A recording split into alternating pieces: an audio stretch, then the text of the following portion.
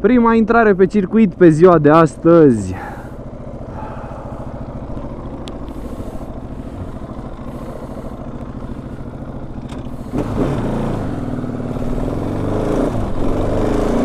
Bine, nu e chiar prima intrare pe circuit pe ziua de astăzi, pentru că ne-am mai dat câteva ture, dar le-am considerat ca fiind ture de încălzire, să zic așa, ca să ne obișnuim cu motocicleta, să ne obișnuim cu circuitul și să ne obișnuim cu tot ce aveam nevoie să știu aici la circuit, pentru că n-am mai fost niciodată până acum. E efectiv prima mea sesiune pe circuitul ăsta din Târgu Secuiesc.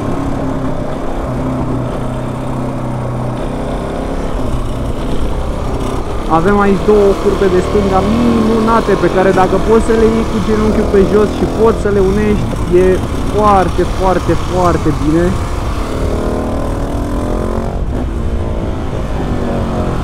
După aceea avem semi-acul ăsta de păr, de dreapta.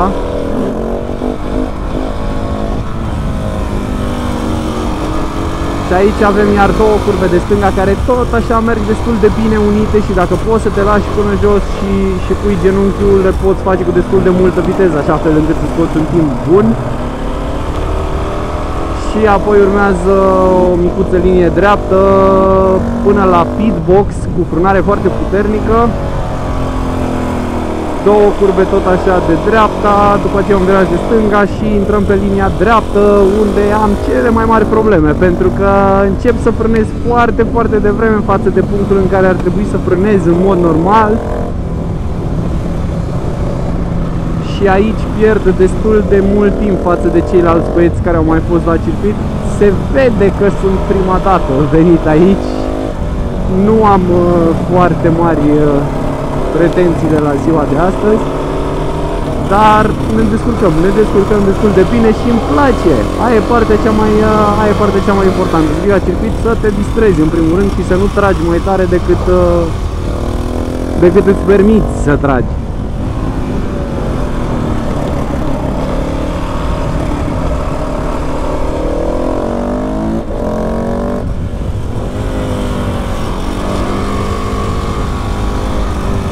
Aceleași două curbe minunate de stânga unde merge pus genunchiul pe jos.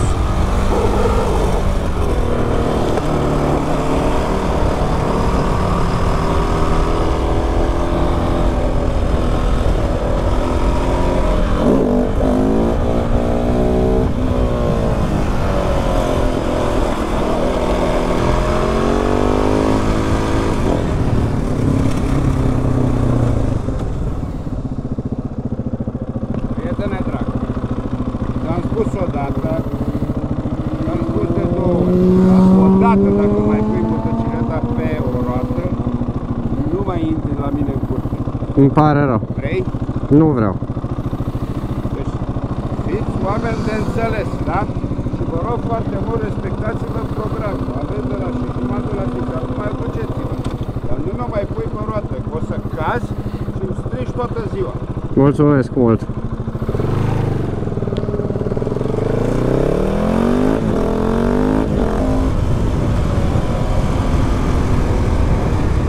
Da, măcar sper să fie și bine pozele, dar nu mai facem.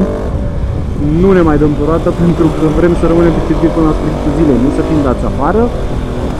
Dar e de înțeles ce zic eu, pentru că dacă ai căzut de pe o roată, poți foarte ușor să spargi un capac de motor, să dai absolut cu totul uleiul din motor pe circuit și s-a cam încheiat ziua pentru toată lumea. Nu mai poate să se dea nimeni pe o pată de ulei.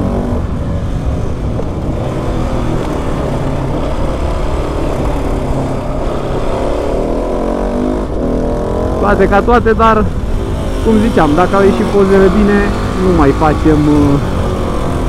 mai facem ulii pe circuit ca să nu fim dați afară.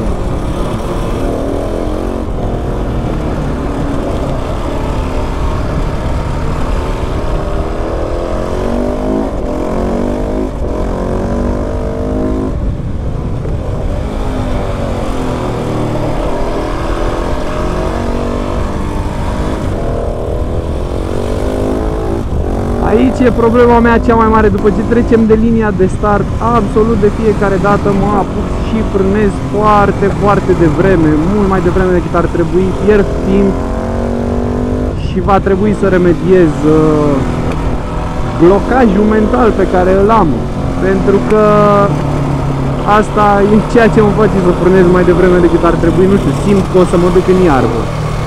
Și ținând cont că astăzi de dimineață a plouat, dacă mă duc în iarbă sunt foarte mari șansele să trântez motocicleta pe jos, pentru că iarba încă e udă, pământul încă e ud și destul de alunecos, așa că nu o să tragem tare absolut deloc în sesiunea asta. Tot ce vreau din sesiunea de pe ziua de astăzi e să mă distrez și să învăț să-mi cunosc motocicleta mai bine și la sfârșitul zilei să ne întoarcem toți întregi acasă și cu oasele întregi și cu motocicletele întregi.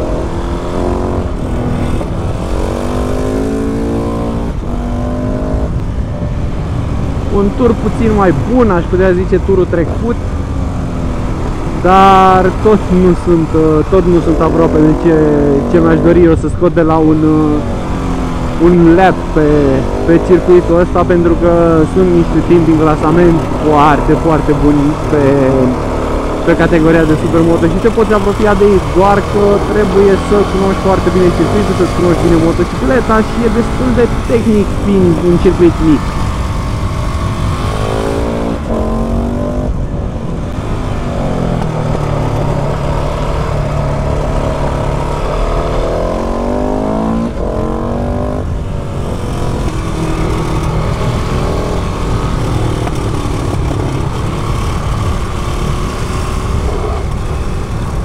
Timpii pe care i-am scos astăzi în primele sesiuni când am intrat, din câte știu, pe aplicația Race Chrono stăteam undeva între 1 minut și 25, 1 minut 30 din câte mi-aduc aminte.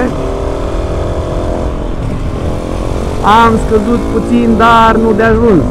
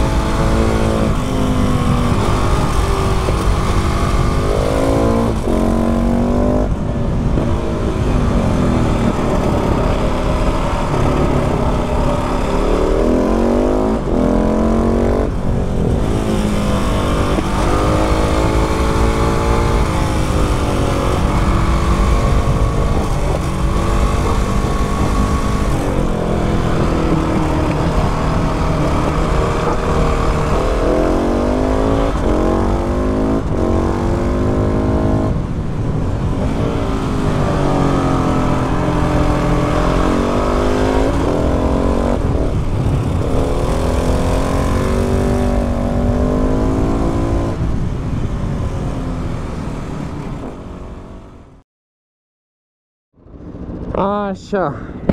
Deci, da, zi de circuit astăzi. S-a organizat mulțumită domnului Alexandru Olaru, prezent aici. Îl avem pe Radu cu Husky 701, un GSR 600, Ninja 636, Yamaha R6 2006, cred că e ăla, un ER6N, un CBR și încă un CBR. Și cam ăștia suntem. Ne-am dat astăzi pe circuit, s-a dat toată lumea. În mod normal noi am venit pentru 3 ore, dar la cât de bine a mers sesiunea, a decis toată lumea să ne dăm toată ziua. E ora 4, noi suntem aici de pe la vreo 10, să zic. Da, mă băieți, și cam asta a fost ziua de circuit la Târgu Secuiesc. Minunat, recomand oricui. E foarte frumii. Ideea e să nu vii să te anturezi prost cu tovarășii sau cu alți oameni care au mai venit și s-au mai dat și cunosc circuitul, și cunosc motocicleta. Nu e ok să te anturezi cu ei, pentru că dacă ai căzut, li se cam strică ziua tuturor. Ceea ce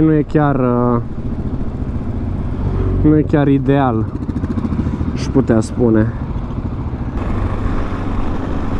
Ne așteptam să plouă astăzi.